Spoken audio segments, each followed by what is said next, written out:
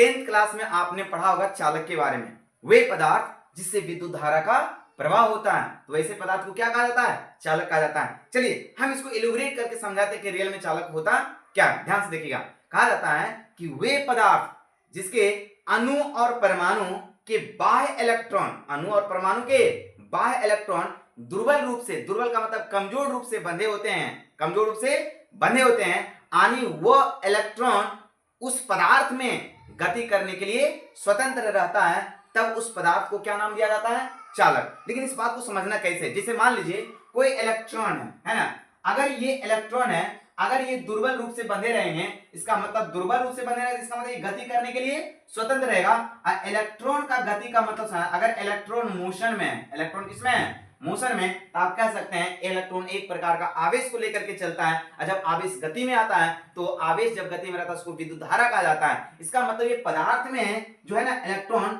गति करने के लिए क्या रहता है? स्वतंत्र रहता है। इसलिए इसको बोला जाता है कि कंडक्टर क्या